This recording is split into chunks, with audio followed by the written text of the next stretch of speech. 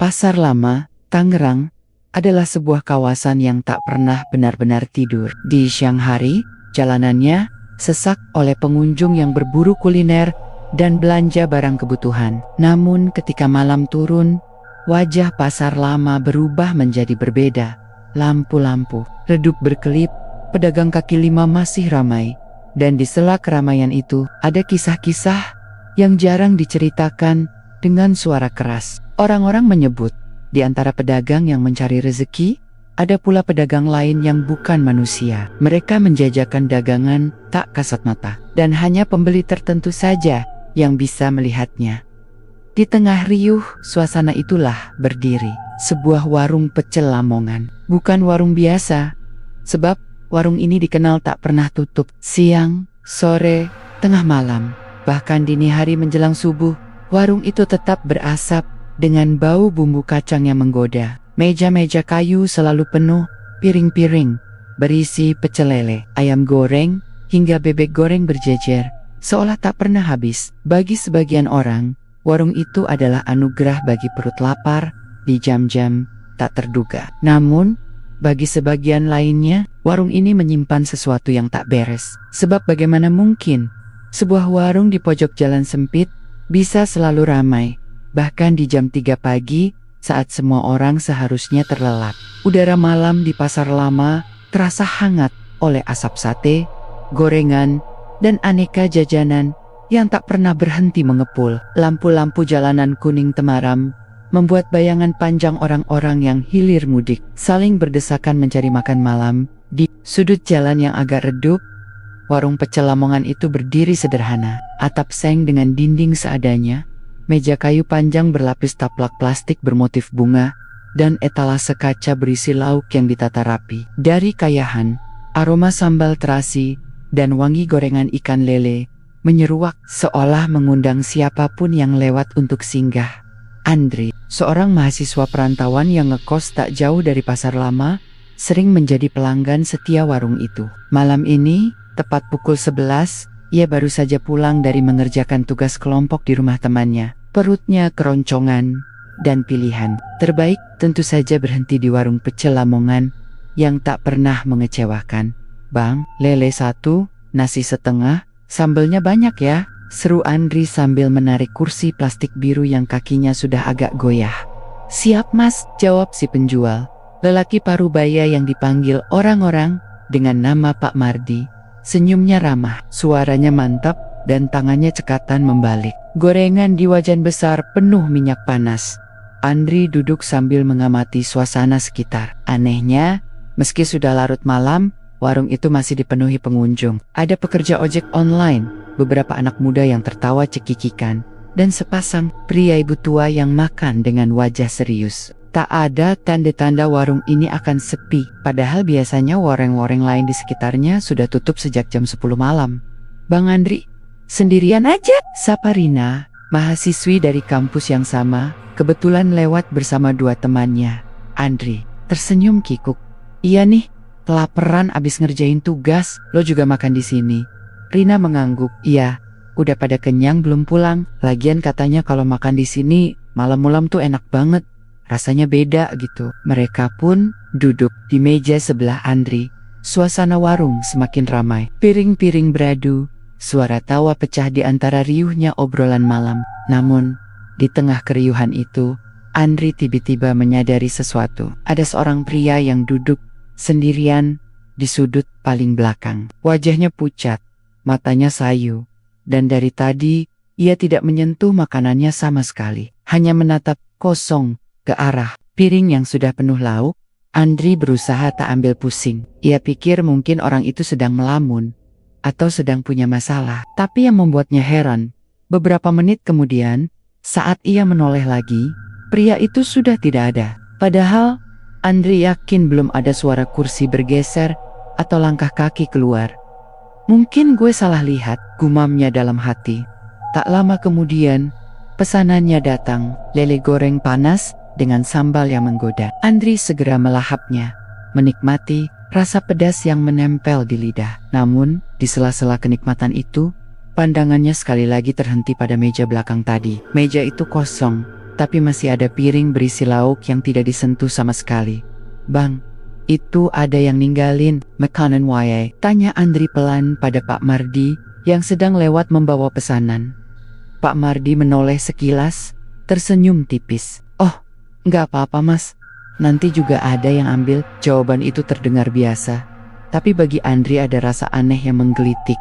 Siapa yang akan mengambil? Kalau ditinggal pembeli, bukannya seharusnya dibersihkan saja? Andri menghela napas, mencoba mengabaikan perasaan tak nyaman itu. Ia meneguk teh hangatnya, lalu kembali melahap sisa nasi. Malam itu terasa biasa saja, riuh, penuh orang lapar, dan aroma pecel Lamongan yang membuat betah berlama-lama. Namun, jauh di lubuk hatinya, Andri tak bisa mengusir rasa aneh bahwa ada sesuatu di warung ini yang tidak sepenuhnya normal. Malam di pasar lama selalu hidup. Bahkan ketika jarum jam sudah melewati pukul 11, lampu-lampu neon dari kios dan gerobak masih berpendar, bercampur dengan aroma makanan yang membubung ke udara. Suara pedagang menawarkan dagangan, suara piring baradu, sampai tawa pengunjung seakan menjadi orkestra tersendiri yang hanya bisa ditemui di tempat ini. Di antara keramaian itu, warung pecel Lamongan milik Pak Mardi selalu mencuri perhatian. Entah mengapa, meja-mejanya tak pernah kosong. Selalu saja ada orang yang datang, memesan lele goreng, ayam penyet, atau bebek goreng dengan sambal yang terkenal pedas menyengat. Berbeda dengan warung-warung lain yang sudah mulai mengemasi dagangan, warung Pak Mardi malah tampak baru saja memulai puncak keramaiannya. Tak jauh dari sana, seorang perempuan parubaya berdiri di balik gerobak gorengan. Namanya Bu Rasti. Sudah bertahan-tahan, ia berjualan gorengan di pasar lama, jauh sebelum Pak Mardi membuka warungnya. Dulu, dagangannya selalu laris. Tahu isi, tempe goreng, bakwan, dan risoles tak pernah tersisa. Namun, sejak warung pecel Lamongan itu berdiri, nasibnya berubah drastis. Malam ini pun sama, dari pukul 9 hingga hampir tengah malam. Hanya beberapa orang yang mampir membeli gorengannya. Itu pun sekadar untuk cemilan, sambil menunggu pesanan mereka matang di warung sebelah. Sementara itu, Bu Rasti melihat dengan mata kepala sendiri bagaimana warung pecel Lamongan terus-menerus dipenuhi pelanggan. Ia menarik napas panjang, menatap plastik gorengan yang masih penuh. "Aneh sekali," gumamnya pelan. Seorang bapak tua, pelanggan tetap gorengannya, ikut mengomentari. "Warung itu kayak nggak ada habisnya ya Bu, dari sore tadi sampai sekarang penuh terus." Bu Rasti tersenyum tipis, tapi hatinya berdesir. "Iya Pak, padahal di jam segini biasanya orang-orang udah malas makan nasi, paling tinggal jajan gorengan atau kopi." Bapak itu hanya mengangguk, lalu pergi dengan bungkusan gorengan di tangan. Bu Rasti menatap lagi ke arah warung Pak Mardi. Dari luar, memang tak ada yang terlihat janggal. Pak Mardi tampak sibuk melayani pelanggan, sesekali menyapa dengan ramah. Beberapa karyawan mudanya mondar-mondar mengantar piring. Semua terlihat wajar, kecuali satu hal. Mengapa warung itu tak pernah sepi? Sekitar tengah malam, Andri datang lagi. Perutnya kembali lapar. Setelah mengerjakan tugas, ia melihat Bu Rasti yang duduk lesu di bangku kecil dekat gerobaknya. "Bu Rasti, sepi banget ya malam ini?" sapa Andri sambil tersenyum ramah. Bu Rasti mengangguk. "Iya nak, nggak seperti dulu. Sejak warung Pak Mardi itu buka, dagangan ibu jadi jarang laku." Andri menoleh ke arah warung. Benar saja, meski sudah tengah malam, suasana di sana masih seperti jam makan malam. Kursi penuh, orang-orang terlihat lahap makan. Mungkin karena makanannya enak kali. "Bu," kata Andri mencoba menenangkan. "Tentu saja enak nak, tapi ibu heran apa iya orang-orang rela makan nasi jam 2 atau 3 pagi? Bukannya orang normal di jam segitu sudah tidur?" Nada suaranya pelan, seolah ia sendiri takut dengan kata-kata yang keluar dari mulutnya. Andri terdiam. Ia teringat pria pucat yang ia lihat malam sebelumnya, yang tiba-tiba menghilang tanpa jejak. Ada rasa tidak enak di dadanya, tapi tidak berkomentar lebih jauh. Beberapa jam kemudian, saat warung-warung lain sudah menutup lapak, Bu Rasti masih bertahan. Ia sengaja memperlambat waktunya, pura-pura membereskan gerobak. Matanya tetap menatap warung Pak Mardi, Dan saat jam menunjuk pukul 2 dini hari, ia melihat sesuatu yang membuat bulu kuduknya meremang. Di deretan meja paling belakang, tampak beberapa pembeli duduk dengan posisi membungkuk. Wajah mereka pucat, nyaris keabu-abuan, dan tidak banyak bergerak. Anehnya, piring mereka tetap penuh, tidak disentuh sama sekali. Bu Rasti mengucek matanya, memastikan apa yang ia lihat benar. Tapi ketika ia menatap lagi, pembeli-pembeli itu sudah tidak ada. Meja kembali kosong, bisiknya lirih. Tangannya gemetar saat melipat plastik bekas gorengan. Ia buru-buru membereskan gerobak, menutup lampu kecil, dan segera pulang. Sepanjang jalan, bayangan wajah-wajah pucat itu terus menghantuinya. Keesokan harinya, Bu Rasti bercerita pada pedagang lain di sekitar. Mereka sudah lama menyimpan kecurigaan serupa, tapi tak ada yang berani bersuara keras. Dulu, ada juga yang pernah jualan persis di sebelah warung itu. Baru sebulan buka, langsung bangkrut. Katanya, setiap malam tokonya diganggu. Barang-barang jatuh sendiri, ada suara ketawa perempuan. Akhirnya nggak kuat, pindah, ujar salah satu pedagang mie ayam. Serem amat mas, tapi ya masuk akal sih. Masa iya warung bisa rame terus sampai subuh? Orang-orang juga butuh tidur kan? Timpal pedagang lainnya. Obrolan itu semakin membuat Bu Rasti resah. Ia tahu ada sesuatu yang tidak beres di warung pecel Lamongan itu. Tapi apa dan bagaimana bisa Pak Mardi tetap terlihat biasa-biasa saja, seolah tidak ada masalah. Malam berikutnya, Andri kembali mampir untuk makan. Kali ini ia duduk agak lama, sekadar menikmati suasana. Ia melihat Pak Mardi tetap ramah melayani pelanggan. Dari wahannya, tidak ada tanda-tanda kelelahan. Padahal sudah lebih dari 12 jam bekerja. Pak, ini warung nggak pernah tutup ya? Tanya Andri dengan nada santai. Pak Mardi tersenyum tipis. Namanya juga rezeki mas. Kalau ada orang lapar, ya saya layani. Mau siang, malam, atau subuh sekalipun. Jawaban itu terdengar masuk akal. Tapi tetap saja terasa janggal di telinga. Andri, warung lain pasti punya jam tutup, punya waktu untuk istirahat. Tapi di sini, waktu seolah tak berlaku. Selesai makan, Andri berjalan ke arah kosnya. Namun, sebelum pergi jauh, ia sempat menoleh ke arah Bu Rasti yang sedang merapikan gerobak. Tatapan mata Bu Rasti penuh tanda tanya, seolah ingin berkata, "Kamu lihat juga, kan? Ada yang aneh di sana?" Andri hanya bisa terdiam. Untuk pertama kalinya, ia merasa dirinya bukan satu-satunya orang yang menyadari keanehan warung pecel Lamongan itu. Malam itu, udara pasar lama terasa agak lembab setelah hujan sore mengguyur Tangerang. Jalanan masih ramai meski jam sudah mendekati tengah malam. Lampu neon toko-toko yang belum dimatikan memantulkan cahaya kegenangan air, menciptakan bayangan. Suasana itu membuat kawasan pasar lama terasa seperti tak pernah mati. Di sebuah gang kecil yang tak jauh dari warung pecel Lamongan, Andri berjalan bersama seorang temannya, Rudi. Mereka baru saja pulang dari acara nongkrong bareng anak kampus di daerah Karawaci. Perut mereka kosong dan aroma gorengan dari kejauhan sudah memanggil. "Tri, mampir makan bentar yuk." "Julep banget. Dari tadi cuman ngemil kacang doang," kata Rudi sambil menepuk perutnya. Andri menghela napas, tersenyum kecil. "Lo pasti ngajak ke warung Pak Mardi lagi kan?"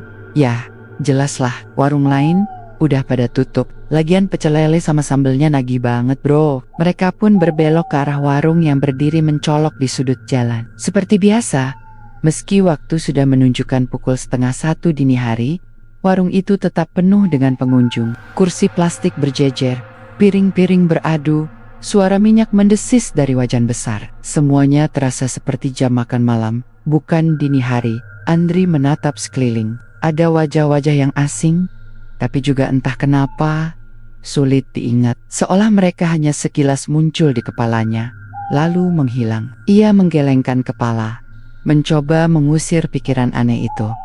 Rudi sudah lebih dulu duduk, langsung memesan 2 piring nasi lele dengan sambal ekstra. "Bang, teh manis anget 1. Jangan lupa sambelnya banyak," teriaknya. Andri hanya memesan minum. "Gue gak lapar, tadi udah makan roti ya pak ya. Kapan lagi lo traktir gue?" Rudi tergalek. Pak Mardi menghampiri dengan senyum ramahnya yang khas. Malam-malam masih kuat nongkrong, Mas. Hehe, bagus, bagus. Rezeki jangan ditolak. Rudi mengangguk sambil nyengir. Rezeki memang gak boleh ditolak, Pak. Apalagi kalau sambelnya Pak Mardi. Andri menatap Pak Mardi dengan tatapan penuh tanda tanya. Lelaki parubaya itu tetap terlihat segar, seakan tak mengenal lelah. Padahal Andri tahu, sejak sore ia sudah berjualan tanpa henti. Makanan datang cepat. Rudi langsung lahap menyantap lele goreng yang renyah di luar, tapi lembut di dalam. Sambelnya pedas menggigit, membuat wajahnya berkeringat, tapi mulutnya tetap tersenyum puas.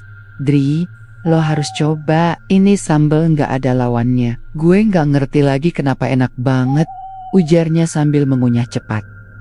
Andri hanya mengangkat alis. Ya udah, makan aja, gue temenin. Tapi jangan bonyok-bonyok, nanti lo sakit perut. Rudi tak peduli. Dalam waktu kurang dari 15 menit, 2 ekor lele dan sepiring nasi tandas. Ia menyandarkan tubuh, meraih teh manis hangat, lalu menyeruput dengan puas. Namun, di tengah keramaian itu, Andri lagi-lagi merasa ada sesuatu yang aneh. Di meja belakang, seorang pria berwajah pucat menatap kosong ke arah piringnya yang penuh lauk, persis seperti yang ia lihat beberapa malam lalu. Kali ini, pria itu tidak sendirian. Ada 3 orang lain duduk berjejer di sampingnya. Wajah mereka pucat, mata sayu, dan tidak bersuara. Andri memalingkan wajah. Dadanya berdebar. Apa gue cuma halu? Pikirnya. Beberapa menit kemudian, saat ia memberanikan diri menoleh lagi, meja itu kosong, kursi tersusun rapi, piring-piring hilang, entah kemana. Andri menggigit bibir. Ia ingin bertanya pada Rudi, tapi temannya sudah bersiap pergi. Udah kenyang bro, pulang yuk. Gue ngantuk banget. Mereka berjalan keluar warung. Rudi berpisah arah karena kosnya berada di gang lain. Sementara Andri melanjutkan perjalanan ke kosnya sendiri. Kapan-kapan kita nongkrong lagi, Dri. Jangan lupa traktir balik. Hahaha, teriak Rudi sambil melambaikan tangan. Andri hanya melambai balik. Meski hatinya tidak enak, ada firasat aneh yang membuat langkahnya terasa berat malam itu. Keesokan paginya, suasana kos mendadak heboh. Teman-teman sekosan Andre ramai berkumpul di depan kamar Rudi. Rudi ke mana ya? Dari tadi pagi nggak kelihatan, kata salah seorang penghuni kos. Biasanya jam segini udah ribut sendiri dia. Minta sarapan, timpal yang lain. Andri ikut penasaran. Ia mengetuk pintu kamar Rudi. Tidak ada jawaban. Kunci pintu masih menempel. Dari dalam, tanda bahwa Rudi memang masuk kamar semalam. Tapi ketika pintu didobrak bersama pemilik kos, kamar itu kosong. Tidak ada Rudi, tidak ada tanda-tanda. Ia pergi pagi-pagi. Andri tertegun. Ingatannya melayang ke malam tadi. Terakhir kali ia melihat Rudi, mereka berpisah di dekat warung pecel Lamongan. Lo yakin dia nggak keluar lagi habis pulang makan? Tanya salah seorang teman kos pada Andri. Andri menggeleng. Gue bareng dia sampai depan gang. Setelah itu, dia pulang ke kos. Harusnya ada di sini. Wajah-wajah penghuni kos berubah cemas. Ada yang menghubungi keluarga Rudi. Ada yang mencoba mencari ke teman-teman lain. Namun hasilnya nihil. Rudi lenyap tanpa jejak. Malam harinya, Andri kembali duduk di kamar kosnya, memandangi langit-langit. Pikirannya penuh tanya, gimana Rudi? Pergi? Apakah ia sengaja kabur? Atau ada hal lain yang tak masuk akal? Ponselnya bergetar. Pesan masuk dari nomor tak dikenal. Jangan ikut campur. Ada rezeki yang bukan untukmu. Andri terdiam. Wajahnya pucat. Ia membaca pesan itu berulang kali. Jantungnya berdetak keras. Siapa yang mengirim pesan ini? Mengapa menyebut kata rezeki? Pikirannya kembali pada warung pecel Lamongan. Pada wajah-wajah pucat di meja belakang, pada Pak Mardi yang selalu tersenyum tenang, dan pada Rudi yang terakhir kali terlihat makan dengan lahap di sana. Andri merasakan sesuatu yang selama ini hanya ia rasakan samar. Ketakutan bahwa warung itu memang bukan warung biasa. Hari-hari setelah hilangnya Rudi terasa aneh bagi Andri. Kos-kosan yang biasanya ramai jadi terasa hampa. Kamar Rudi masih terkunci. Keluarganya sudah datang untuk mencari.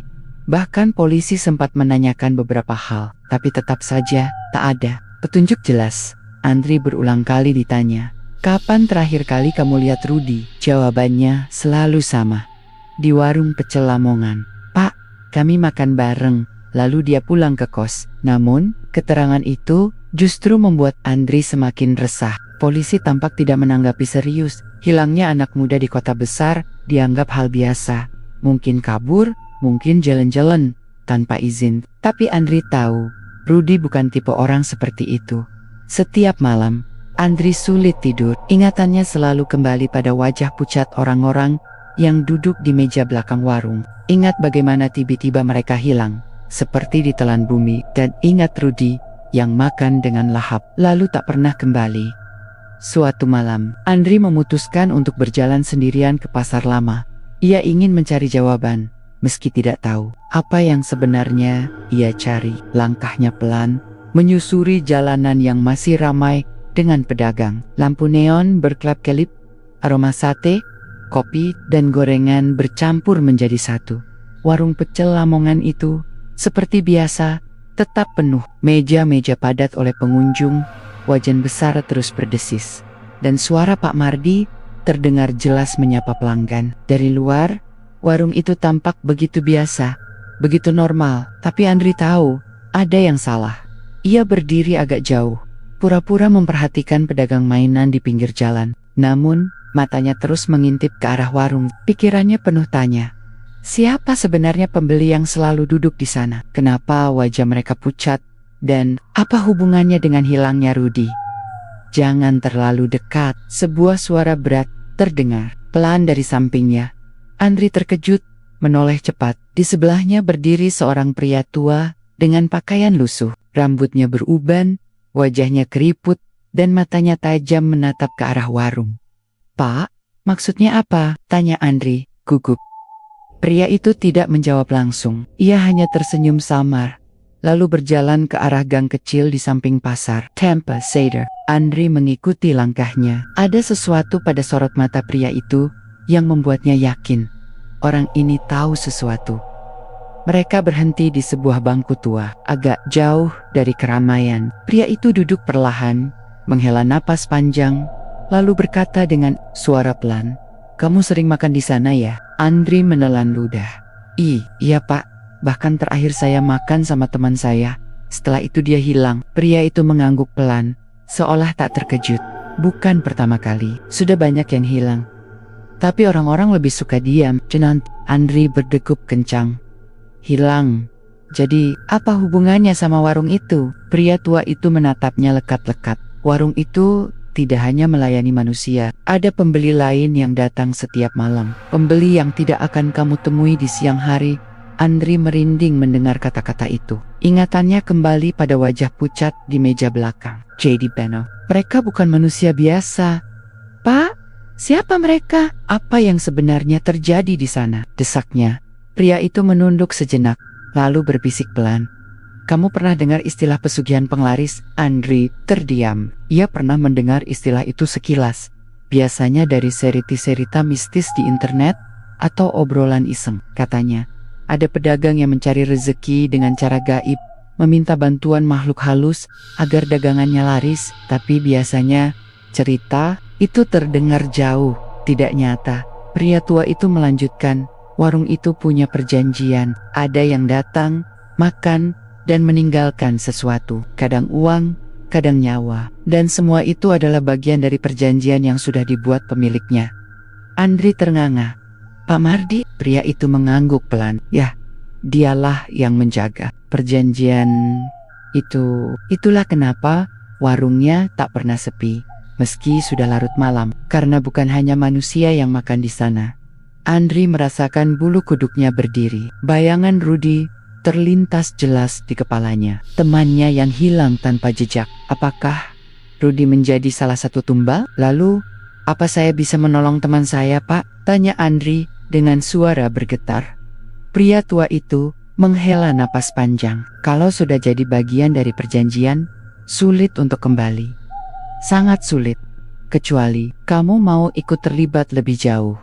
Tapi itu berbahaya." Andri terpaku. Ia tak tahu harus menjawab apa.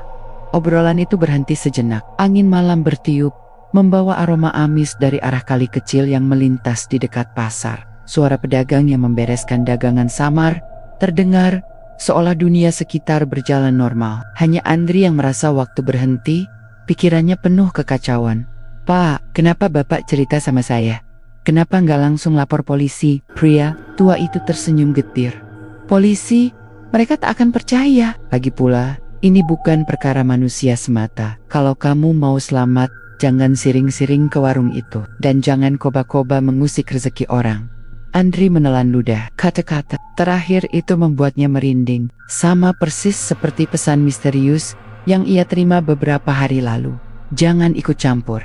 Ada rezeki yang bukan untukmu." "Siapa Bapak sebenarnya?" tanya Andre. Pria tua itu berdiri pelan, menepuk bahu Andre. "Aku cuma orang yang dulu pernah salah jalan. Jangan ulangi kesalahanku. Itu saja." Sebelum Andre sempat bertanya lebih jauh, pria itu berjalan perlahan ke arah gang gelap. Dalam hitungan detik, bayangannya menghilang begitu saja. Andre hanya bisa menatap kosong ke arah gang itu, tubuhnya gemetar. Malam itu, Andre kembali ke kos dengan kepala penuh pertanyaan. Ia menutup pintu kamar, lalu duduk di tepi ranjang. Kata-kata pria tua itu terus terngiang. Warung itu tidak hanya melayani manusia, ada pembeli lain yang datang setiap malam. Ia memandangi layar ponselnya. Foto terakhir bersama Rudy muncul di galeri. Senyumnya lebar, penuh canda. Andri menggenggam ponsel itu erat-erat. "Gue gak bisa diam aja, Ruth. Gue harus cari tahu apa yang sebenarnya terjadi." Di luar, angin malam bertiup, membuat tirai jendela bergoyang pelan. Andri tidak tahu, keputusan yang baru saja ia buat akan menyeretnya lebih jauh ke dalam rahasia gelap pasar lama. Malam di kos terasa lebih sunyi dari biasanya. Andri berbaring dengan lampu kamar dimatikan. Hanya cahaya redup dari jalan yang menembus lewat jendela. Namun, matanya enggan terpejam. Setiap kali ia mencoba menutup mata, bayangan pria tua yang ia temui di pasar lama muncul kembali. Dengan tatapan matanya yang tajam dan kata-kata Nia yang berat. Warung itu tidak hanya melayani manusia, ada pembeli lain yang datang setiap malam. Andri menghela napas panjang. Apa maksudnya? Apa benar Rudy jadi korban perjanjian itu? Gumamnya pelan, pikirannya berkecamuk. Ia ingin tidur, tapi rasa cemas terus menghantui. Akhirnya, lelah menundukkannya, matanya tertutup, dan ia terjerumus dalam tidur yang gelisah. Andri bermimpi berada di sebuah lorong panjang, gelap, hanya diterangi lampu-lampu jalan yang remang. Lorong itu mirip gang sempit di pasar lama, dengan tembok bata, merah lembab dan bau amis yang menusuk hidung. Ia berjalan tanpa arah, hingga tiba-tiba mendengar suara langkah kaki di belakangnya. Tap-tap, Andri menoleh. Samar terlihat sosok tinggi menjulang. Tubuhnya kurus, wajahnya tak jelas karena tertutup bayangan. Namun, matanya, sepasang mata merah menyala, menatap lurus ke arahnya. Suara itu berat, serak, seperti keluar dari tenggorokan yang penuh darah. Andri gemetar. Siapa kamu?" Sosok itu tidak menjawab. Tubuhnya mendekat, kain hitam panjang yang ia kenakan berkibar meski tidak ada angin. Dan semakin dekat, Andri bisa melihat wajahnya. Seorang perempuan, tinggi hampir 2 meter. Rambutnya panjang, kusut menutupi sebagian muka, dan mulutnya menyeringai lebar dengan gigi hitam berlumur darah. "Andri, jangan ganggu rezeki orang," bisiknya pelan, tetapi suaranya menggema keras di seluruh lorong.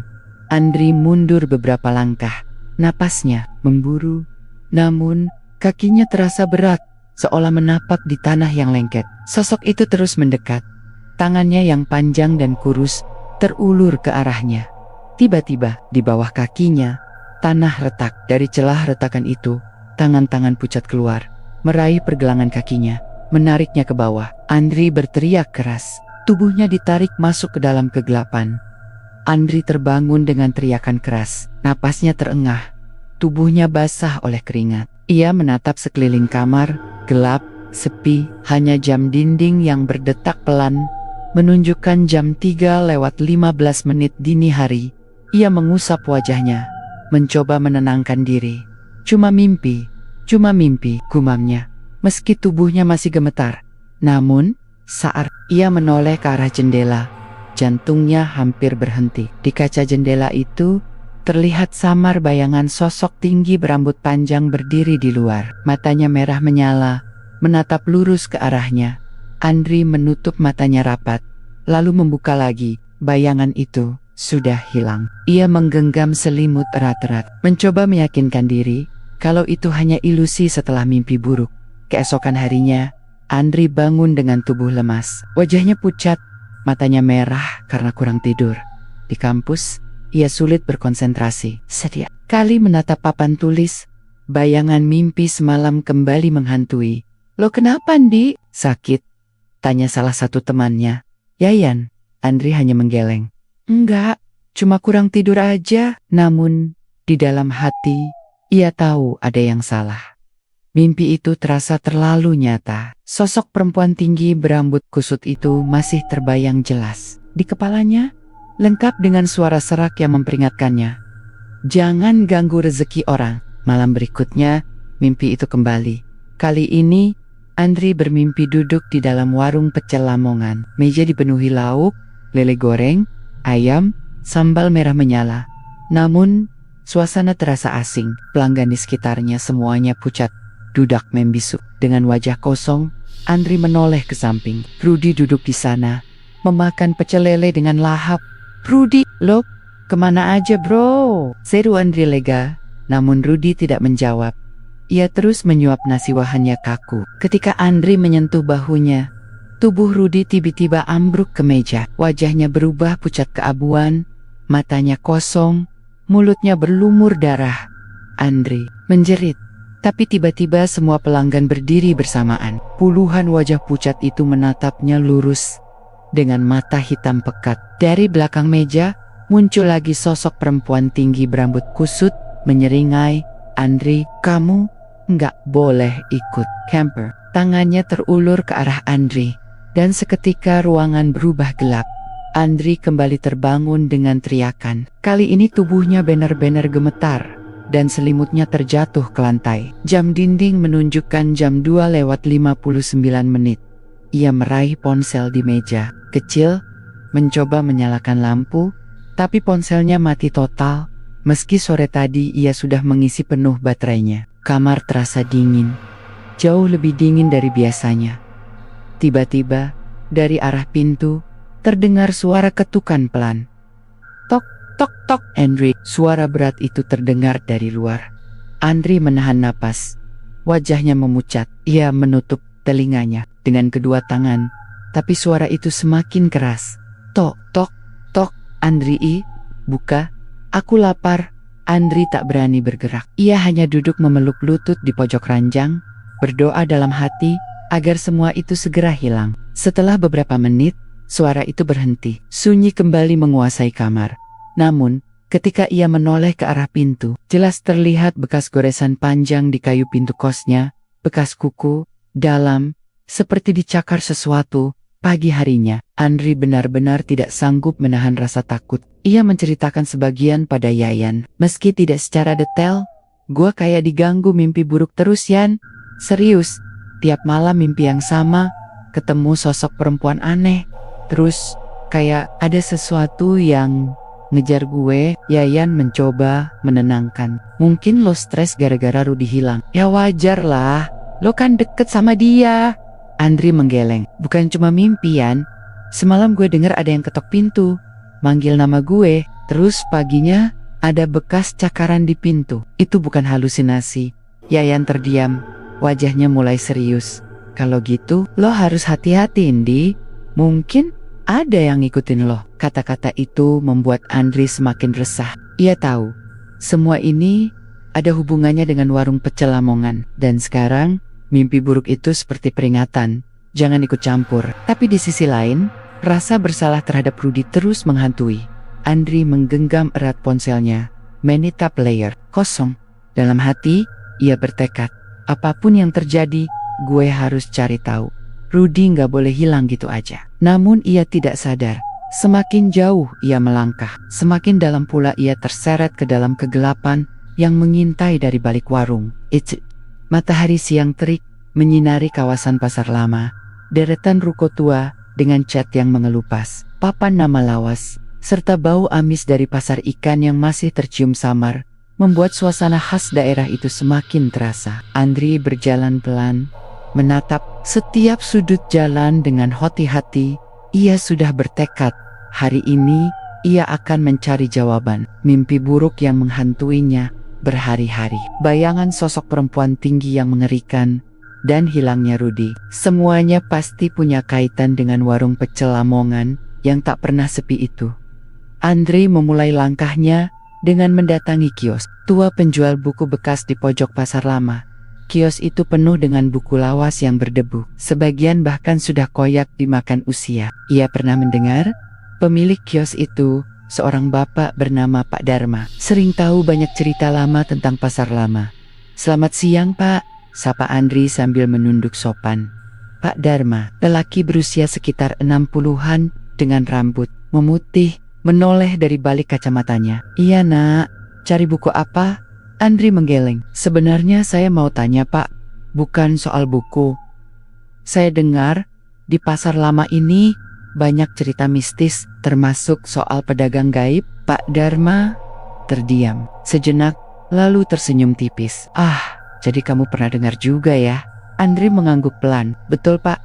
Saya dengar dari beberapa orang. Katanya ada pedagang gaib yang ikut buka lapak di sini. Apa itu benar?" Pak Dharma menutup buku yang sedang dibacanya, lalu menghela napas panjang. "Pasar lama ini sudah ada sejak ratusan tahun lalu. Dulu tempat ini jadi pusat perdagangan. Bahkan sebelum kota Tangerang seramai sekarang. Banyak pedagang dari berbagai tempat datang ke sini. Tapi bukan cuma manusia yang berdagang, ada juga yang dari dunia lain." Andri merinding mendengar jawaban itu. "Maksud Bapak?" "Pernah ada cerita lama, sekitar tahun 70-an. Beberapa pedagang mengaku lihat lapak yang ramai pembeli. Tapi kalau didekati, lapak itu tiba-tiba hilang. Ada juga yang bilang uang hasil dagangan mereka bercampur dengan uang gaib yang tiba-tiba berubah jadi daun kering atau kertas kosong. Tapi anehnya, pedagang itu bisa kaya mendadak." Andri terdiam, bulu kuduknya berdiri. Ingatannya langsung kembali ke kata-kata pria tua yang ia temui beberapa hari lalu. Warung itu tidak hanya melayani manusia, ada pembeli lain yang datang setiap malam. Pak Dharma melanjutkan, "Kamu kenapa nanya soal ini, Nak? Ada apa?" Andri ragu sejenak, lalu akhirnya memberanikan diri. "Pak, saya punya teman, namanya Rudy. Dia sering makan di sebuah warung pecel Lamongan di pasar lama. Warung itu gak pernah tutup, selalu ramai. Bahkan jam 3 pagi pun ada pembeli. Tapi sekarang teman saya hilang. Saya curiga warung itu ada hubungannya dengan hal-hal gaib." Wajah Pak Dharma menegang. Ia menatap Andri dengan serius. "Warung pecel Lamongan yang buka 24 jam itu?" Andri mengangguk cepat. Pak Dharma terdiam lama.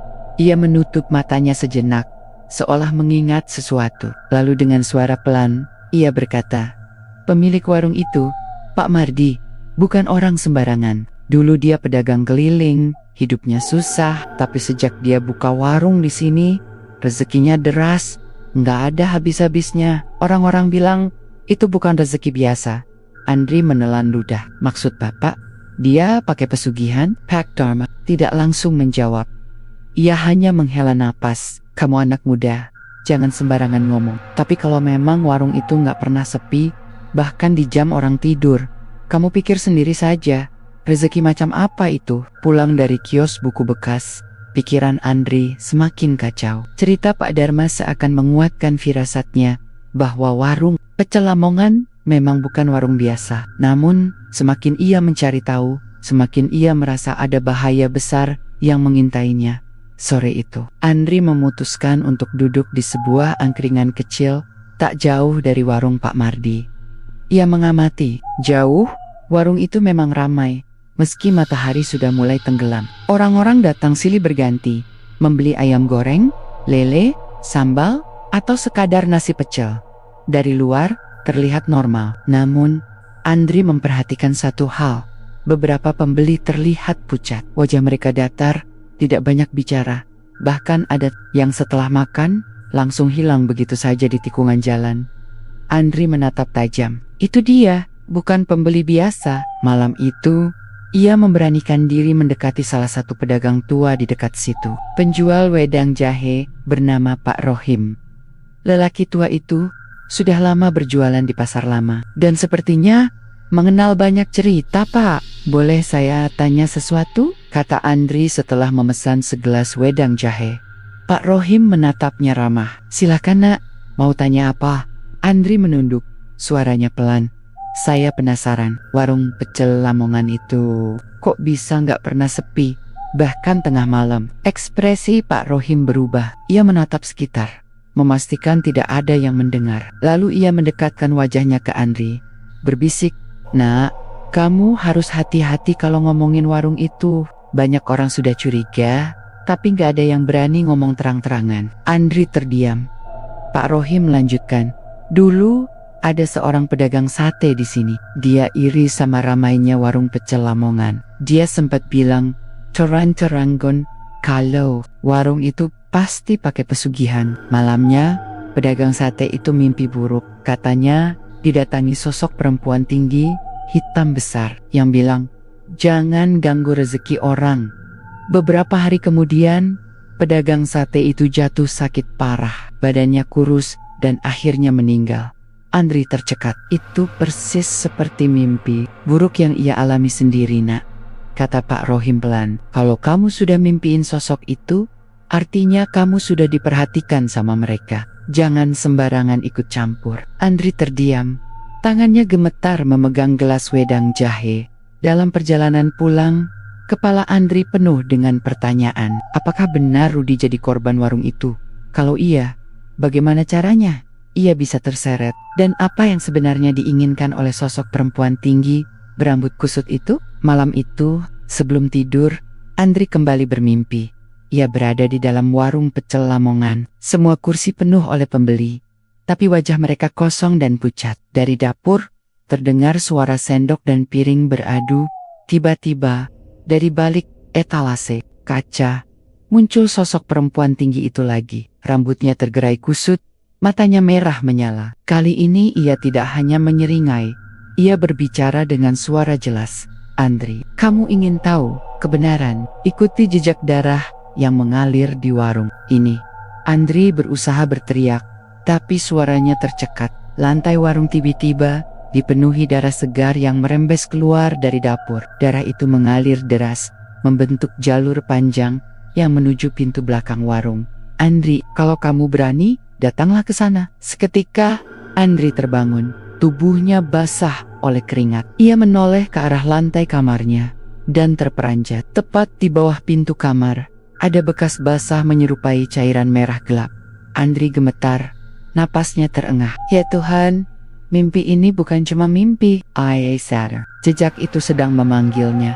Malam itu, suasana pasar lama seperti biasa, riuh di satu sisi, tapi menyimpan kesunyian di sisi lain. Warung pecel Lamongan Pak Mardi masih menyala terang. Lampu neon putih menyoroti etalase kaca penuh lauk, ayam goreng keemasan, lele goreng, tahu tempe, serta aneka sambal. Di luar tampak ramai pembeli yang silih berganti datang. Andri berdiri agak jauh, bersembunyi di balik tiang listrik. Matanya mengawasi setiap gerak-gerik. Ia mencoba menenangkan degup jantungnya yang terasa makin cepat. Dalam ingatannya, masih terngiang jelas ucapan makhluk dalam mimpinya. "Ikuti jejak darah yang mengalir di warung ini." Sudah beberapa malam ia memendam rasa penasaran. Tapi kali ini, Andri memutuskan untuk nekat. Ia tidak lagi mau hanya jadi penonton. "Ayah, ingin tahu apa sebenarnya yang tersembunyi di balik warung yang tampak biasa itu?" Sekitar pukul 1 dini hari, suasana pasar lama mulai lebih sepi. Pedagang kaki lima satu persatu menutup lapaknya. Namun, warung Pak Mardi tetap terang benderang. Bahkan masih ada pembeli yang datang. Aneh, mereka datang tanpa suara. Wajah-wajah pucat yang sama seperti pernah Andri lihat. Andri merinding. "Mereka bukan manusia biasa," bisiknya. Ia menunggu hingga jam menunjukkan pukul 3 pagi. Suasana makin lengang. Angin dini hari membuat badan terasa dingin. Saat itulah Andri melihat sesuatu. Seorang pembeli dengan tubuh kurus tinggi keluar dari warung. Tapi bukannya pergi ke arah jalan utama, ia berjalan ke belakang warung. Andri segera mengikuti dari jauh. Nafasnya ia tahan, langkahnya ia perlambat. Di belakang warung ada lorong sempit, diapit tembok tua, gelap, hanya diterangi sedikit cahaya dari lampu jalan. Si pembeli tadi masuk ke lorong itu, lalu menghilang begitu saja. Andri melangkah lebih dekat, jantungnya berdebar keras. Ia melihat sesuatu yang membuat bulu kuduknya berdiri. Di lantai lorong ada bercak cairan merah, mirip darah, membentuk garis tipis menuju sebuah pintu kayu kecil di belakang warung. Ini dia, pintu yang dimaksud dalam mimpiku. Andri mendekat. Pintu kayu itu tampak tua dan jarang dipakai. Warnanya kusam, kuncinya berkarat. Anehnya, meski terlihat rapuh, pintu itu terasa seperti menyimpan aura berat. Dengan tangan gemetar, Andri meraba gagang pintu. Ia mencoba mendorong pelan. Ternyata pintu tidak terkunci. Dengan suara berderit lirih, pintu itu terbuka. Di baliknya, ada tangga menurun. Gelap, udara lembab menyergap wajah Andri. Bau anyir menyengat, seperti bau darah bercampur tanah basah. Ia menyalakan senter dari ponselnya, lalu perlahan menuruni tangga itu. Tangga membawa Andri ke sebuah ruang bawah tanah. Ruangan itu tidak terlalu besar, tapi penuh benda aneh. Ada meja kayu dengan sesaji, kemenyan, bunga melati layu, dan mangkuk kecil berisi cairan merah pekat. Di dinding tergantung beberapa kain hitam lusuh dengan tulisan Jawa kuno yang Andri tidak mengerti. Namun, yang paling membuat bulu kuduknya meremang adalah sebuah lukisan besar di dinding. Lukisan itu menggambarkan sosok perempuan tinggi berambut kusut, dengan mata merah dan kuku panjang. Wajahnya sama persis dengan makhluk dalam mimpi Andri. Andaikan aku salah lihat, tapi tidak mungkin. Ini dia. Andri melangkah lebih dekat. Semakin lama ia menatap lukisan itu, semakin terasa seolah mata sosok dalam lukisan mengikuti gerakannya. Tiba-tiba, terdengar suara berderit dari atas. Andri panik. Ia segera mematikan senter ponselnya, lalu bersembunyi di balik meja. Langkah kaki terdengar menuruni tangga. Perlahan, suara sandal jepit menyentuh anak tangga satu persatu. Andri menahan napas. Dalam cahaya redup, ia melihat sosok Pak Mardi masuk ke ruangan. Wajahnya terlihat letih, tapi matanya tajam. Ia membawa sebuah mangkuk besar berisi potongan daging mentah. Bau amis menyengat langsung memenuhi ruangan. Pak Mardi meletakkan mangkuk itu di meja, lalu menyalakan kemenyan. Asap tipis mengepul, memenuhi ruangan dengan aroma menyengat. Dengan suara bergetar, ia berucap dalam bahasa Jawa halus yang Andri tidak sepenuhnya pahami, semacam mantra, doa, atau perjanjian. Tak lama kemudian, Andri melihat sesuatu yang membuat darahnya serasa berhenti mengalir. Dari lukisan di dinding, perlahan muncul bayangan gelap. Sosok perempuan tinggi itu seperti menembus keluar dari lukisan. Wujudnya samar, tapi jelas nyata. Rambut panjangnya bergerak seperti ditiup angin, matanya menyala merah. Andri menutup mulutnya rapat-rapat, menahan teriakan. Sosok itu mendekat ke meja, menunduk, lalu menjilat darah di mangkuk kecil yang tadi sudah ada. Setelah itu, ia melirik Pak Mardi. Suara seraknya terdengar jelas. Rezekimu aman malam ini. Tapi jangan lupa, waktumu makin dekat. Pak Mardi menunduk dalam-dalam.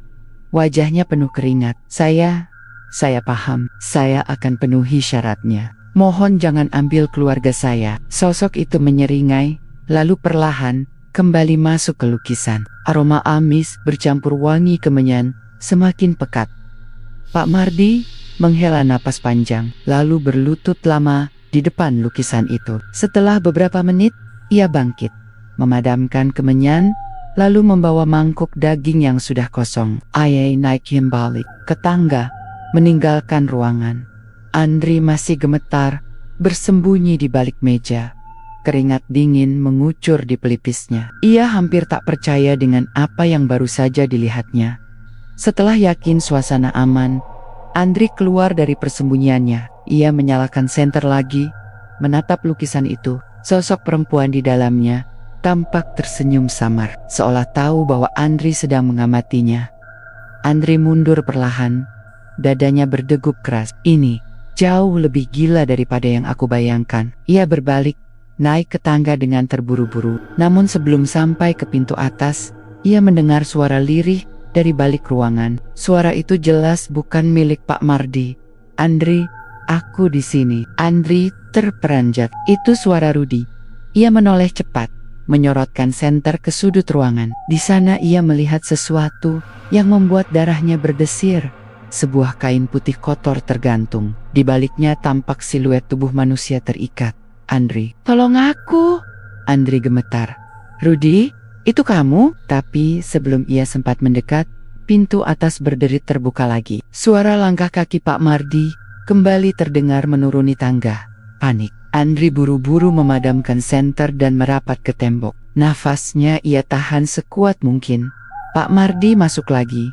Wajahnya muram. Ia menenteng sebuah kantong plastik hitam besar. Tampak berat. Ia meletakkannya di sudut ruangan, lalu bergumam pelan, "Ini gilirannya malam ini." Andri menahan napas lebih kuat. Rasa takut, penasaran, dan keputusasaan bercampur. Ia ingin menolong Rudi. Tapi bagaimana? Malam itu Andri keluar dari warung dengan tubuh gemetar. Ia tidak tahu bagaimana caranya ia bisa lolos tanpa ketahuan. Namun satu hal pasti, semua dugaannya benar. Warung pecel Lamongan itu bukan warung biasa. Ada perjanjian lama, ada makhluk yang menjaga, dan ada korban yang harus dibayar. Dan kini Andri terjebak terlalu jauh untuk mundur. Malam itu, setelah berhasil keluar dari ruang rahasia di belakang warung, langkah Andri masih gontai. Nafasnya tersengal, keringat dingin membasahi punggung. Tangannya gemetar tak berhenti. Apa yang baru saja ia lihat tak mungkin sekadar mimpi atau halusi. Itu nyata. Ia masih mendengar suara lirih Rudi yang memanggil namanya di dalam ruang bawah tanah itu. Suara sahabatnya terdengar lemah, putus asa, seolah sudah lama terjebak. Andri menggertakkan gigi. Aku harus menolong Rudi, bagaimanapun caranya. Namun satu hal lain membuatnya resah. Tatapan mata sosok perempuan tinggi di lukisan itu. Tatapan yang menusuk, seolah tahu bahwa Andri sudah melihat sesuatu yang tak seharusnya dilihat.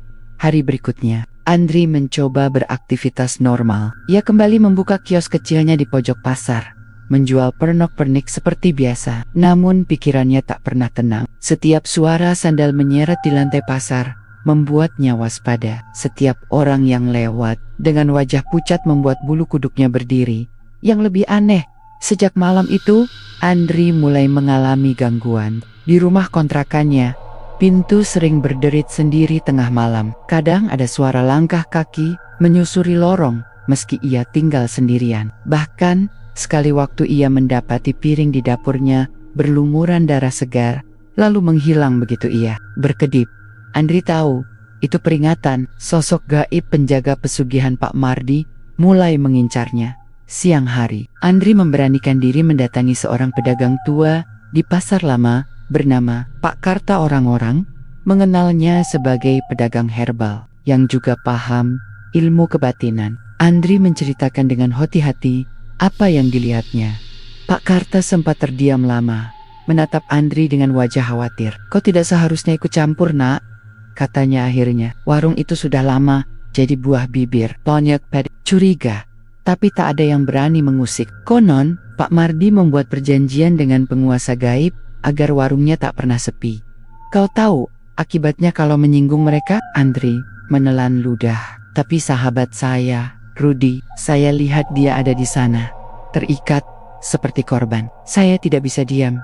Pak Karta menghela napas panjang. "Kalau benar begitu, berarti perjanjian itu sudah masuk tahap tumbal manusia. Itu yang paling berbahaya. Sekali terikat, sulit sekali membebaskan korban. Kau harus punya keberanian lebih dari sekadar nekat." Andri menggenggam tangannya erat. "Saya siap. Apa yang harus saya lakukan?" Pak Karta memandangnya tajam. "Jangan gegabah. Aku bisa kenalkan kau pada seseorang. Seorang ustadz yang paham menangani urusan semacam ini. Tapi ingat, langkahmu akan membuat mereka semakin murka." Andri mengangguk, meski hatinya ciut. Malam harinya, Andri berjalan melewati pasar lama lagi. Udara terasa berbeda. Angin yang berhembus membawa aroma anyir, seperti bau besi karatan bercampur kemenyan. Ia merasa seolah banyak mata tak kasat mata sedang mengawasinya. Warung Pak Mardi tetap terang benderang. Pembeli berdatangan tanpa henti, padahal sudah lewat pukul 1 dini hari. Dari jauh, Andri melihat beberapa orang masuk. Namun saat mereka keluar, wajah mereka tampak kabur, samar, bahkan sebagian tubuhnya seolah tembus cahaya. Andri menggenggam ponselnya erat. Ia ingin merekam kejadian itu, tapi entah mengapa, setiap kali kamera diarahkan, layar jadi hitam. Tiba-tiba, sebuah suara berat terdengar di belakangnya. "Kau masih berkeliaran di sini?" Andri terlonjak. Ia berbalik, mendapati Pak Mardi berdiri tak jauh. Wajahnya datar, tapi tatapannya tajam, menusuk. "Saya cuma lewat," kata Andri, gugup. Pak Mardi mendekat selangkah demi selangkah.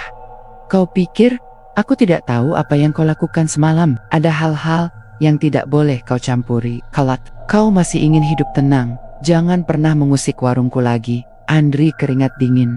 Jantungnya berdetak kencang. Ia ingin menjawab, tapi lidahnya keluh. Pak Mardi hanya tersenyum tipis, lalu berbalik kembali ke warung. Namun saat pria itu melangkah pergi, Andri melihat sesuatu di punggungnya. Bayangan hitam tinggi besar mengikuti setiap langkahnya, seolah menempel di tubuhnya. Malam itu Andri tidak piset. Setiap kali memejamkan mata, ia mendengar suara Rudi memanggil. Kadang disertai suara perempuan serak berbisik, "Waktunya hampir tiba. Kau akan menggantikannya." Pagi hari, Andri menemui Pak Karta lagi. Sang pedagang tua kemudian mengajaknya ke sebuah musola kecil di pinggiran pasar Tempot Sorong. Ustadz bernama Ustadz Rahman sering mengajar ngaji anak-anak. Andri menceritakan semua yang ia alami, termasuk suara Rudi.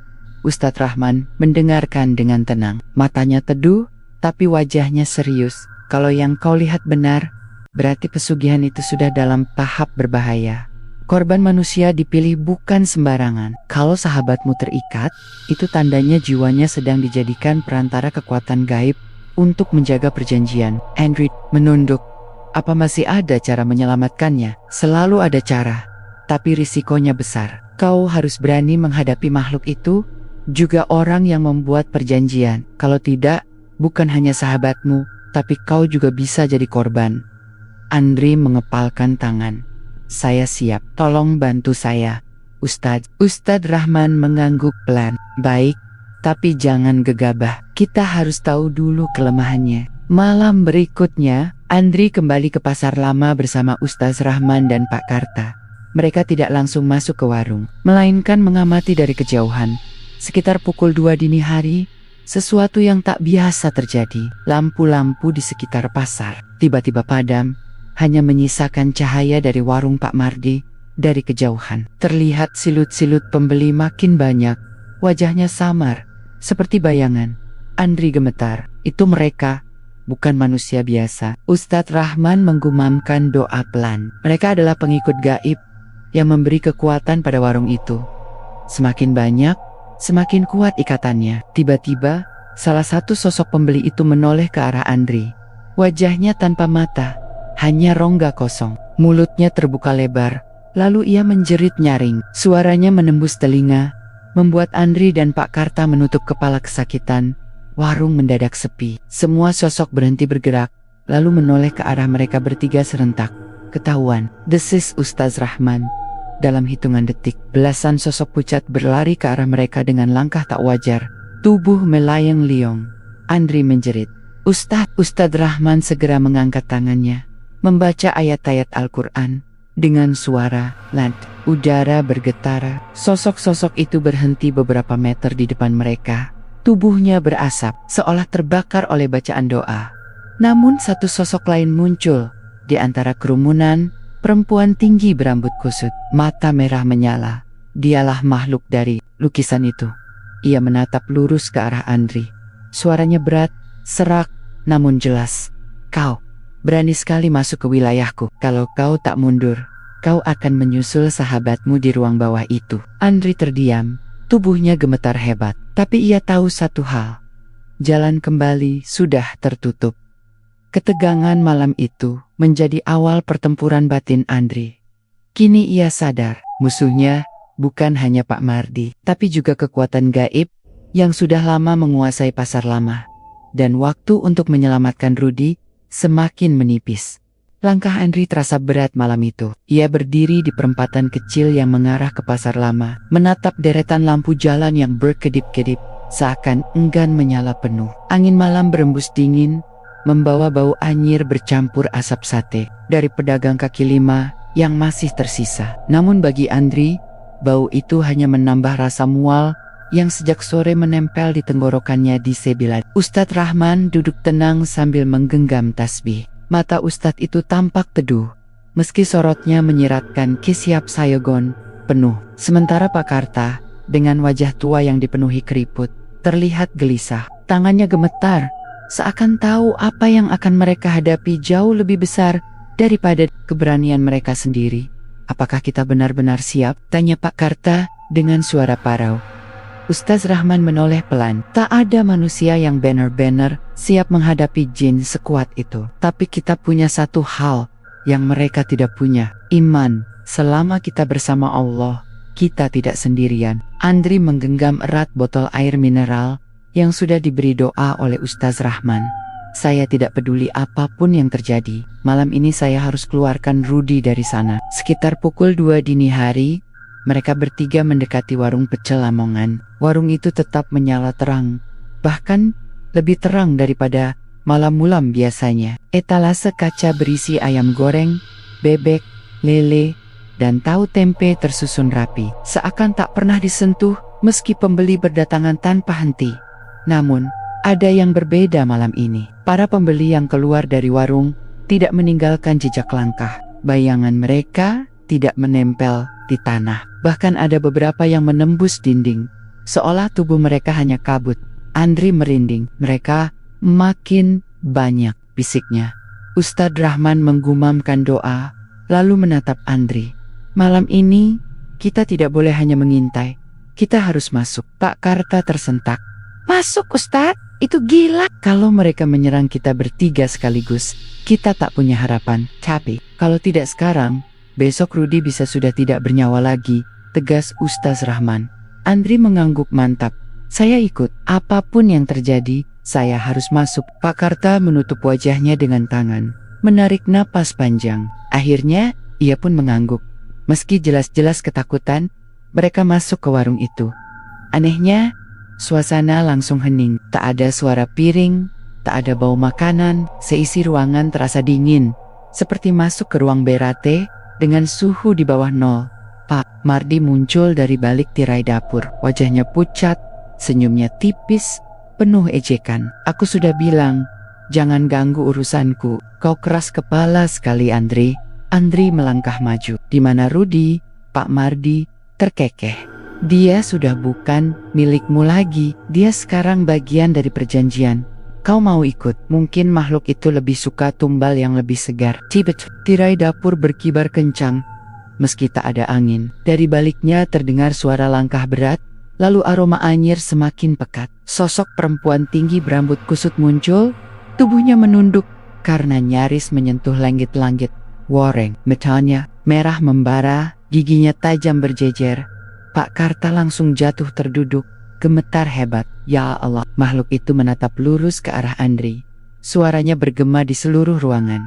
"Kau yang datang malam itu, kau yang berani mengintip ruanganku. Malam ini, kau akan masuk ke sana selamanya." Andri hampir lumpuh ketakutan. Tapi Ustadz Rahman segera maju. Ia mengangkat tangannya, membaca ayat-ayat Al-Quran dengan lantang. Udara bergetar, membuat lampu warung berkedip-kedip. Makhluk itu meringis, lalu mengeluarkan jeritan panjang yang membuat kaca etalase bergetar hingga retak.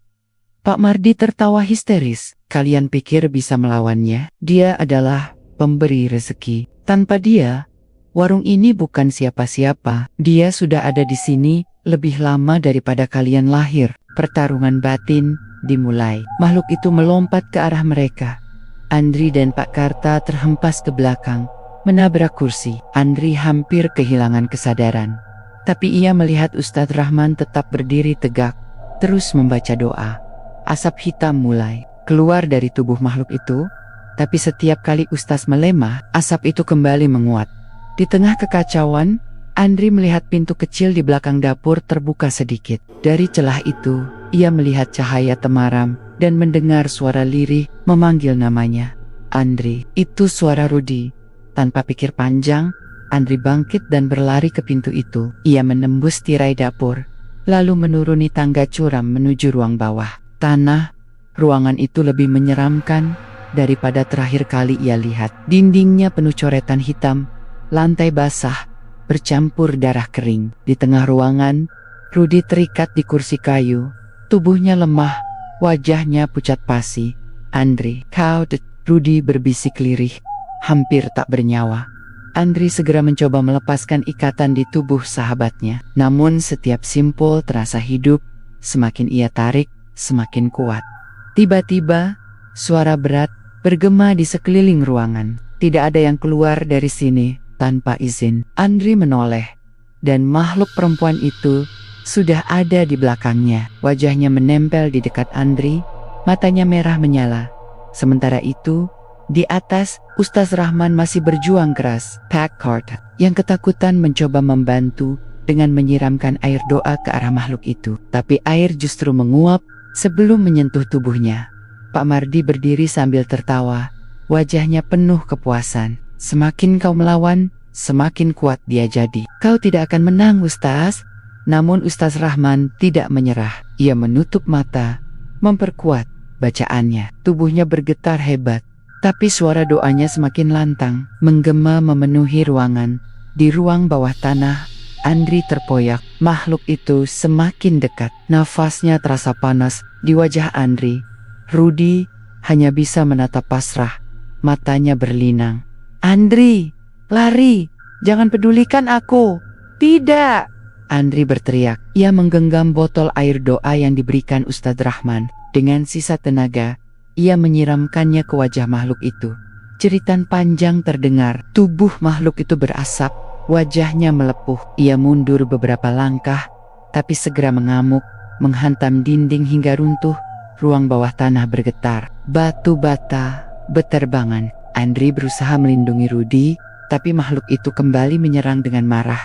Di atas, Ustadz Rahman merasakan getaran dari bawah. Ia segera melompat ke arah tangga. Pak Karta, tetap di sini. Jangan biarkan Pak Mardi kabur. Pak Karta pucat pasi.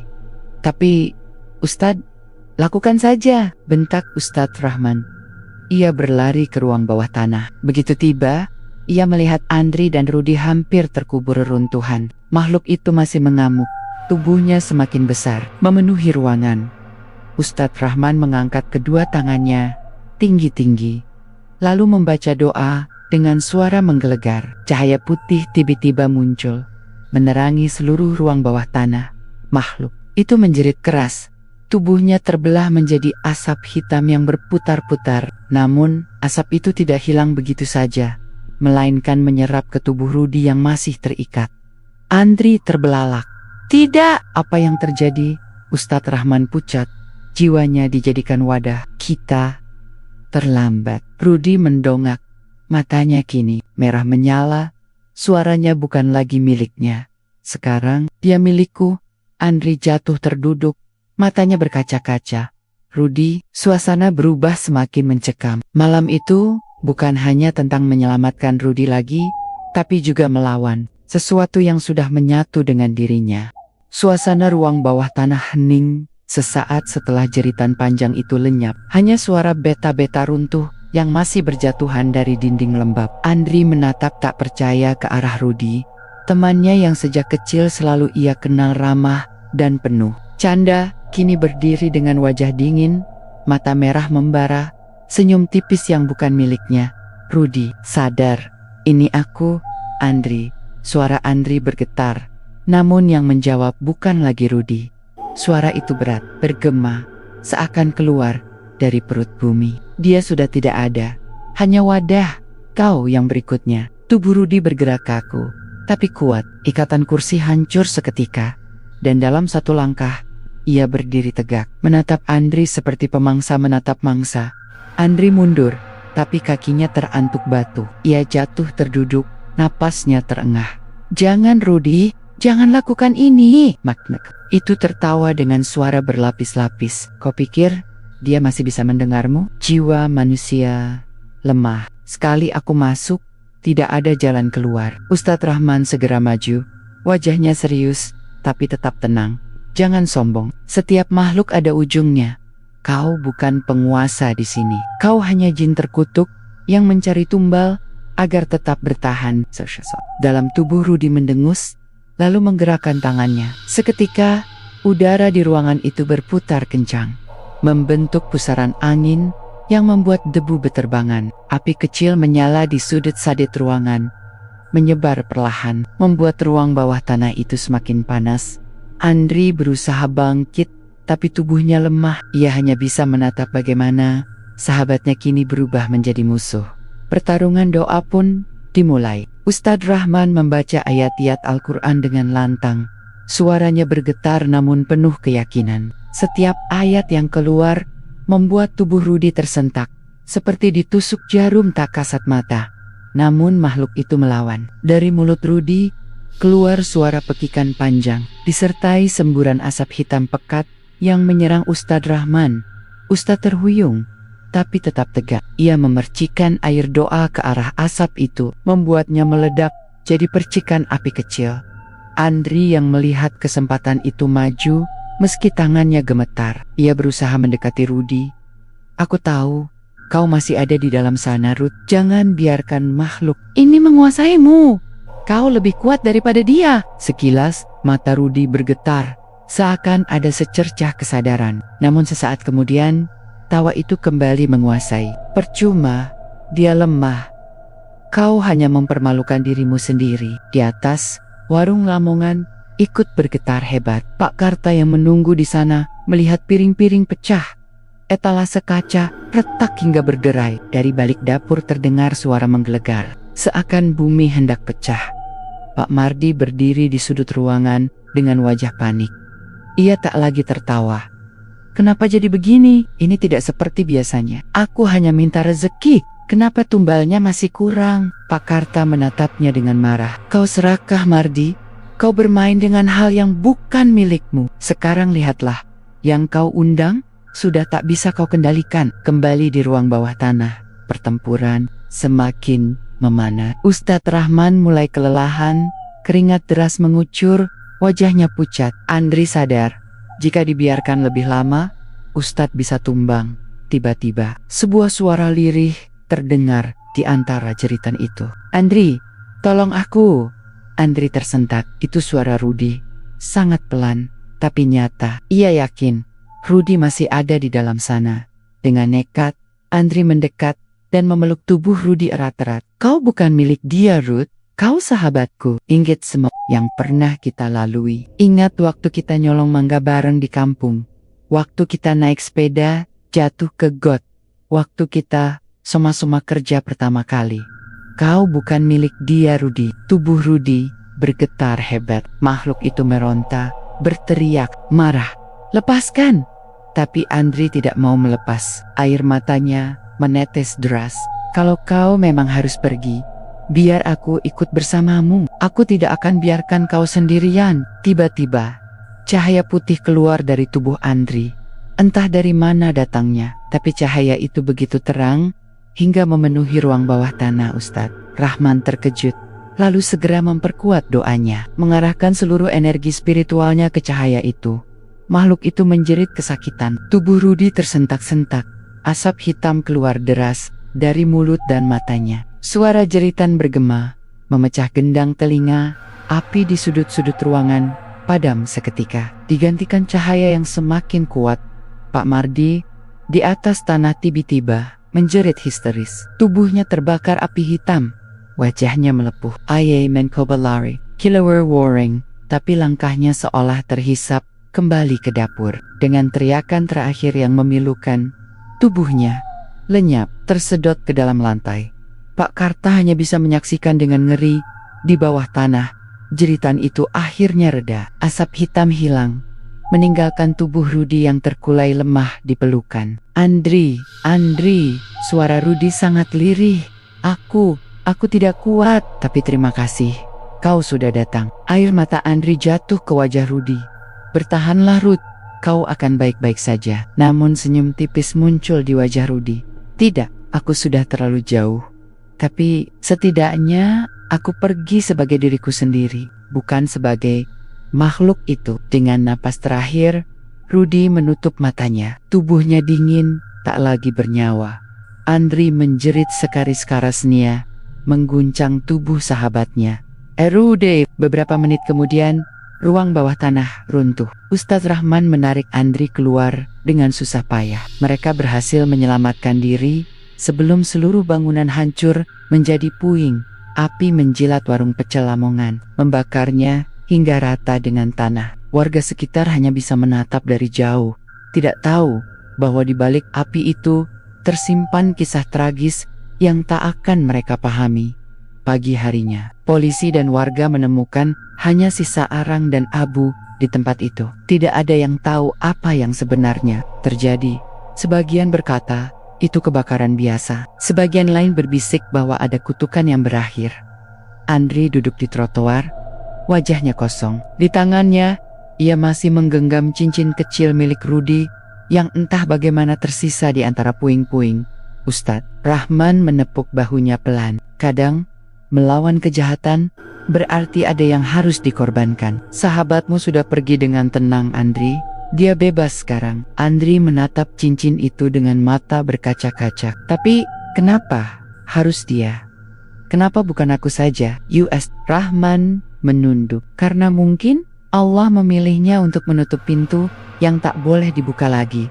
Dan kau masih diberi tugas untuk hidup dan menceritakan apa yang sebenarnya terjadi. Beberapa bulan kemudian, di sebuah gang sempit Tangerang, berdiri warung makan baru, warung kecil, sederhana, dengan papan nama lusuh bertuliskan Pecel Lamongan Rudy dan Andri. Andri setiap hari melayani pelanggan sendiri dengan menu seadanya. Ia tidak kaya, bahkan sering merugi. Tapi di dinding warung tergantung foto lama. Dirinya bersama Rudy tersenyum lebar di masa muda. Kadang, saat malam tiba, ketika warung sudah tutup, Andri duduk sendirian di kursi kayu. Dari balik bayangan, ia merasa ada yang ikut duduk di sampingnya. Tidak menyeramkan, tidak mengancam. Hanya kehadiran sahabat lama, seolah masih setia menemaninya. Dan untuk pertama kalinya sejak tragedi itu, Andri bisa tersenyum tipis.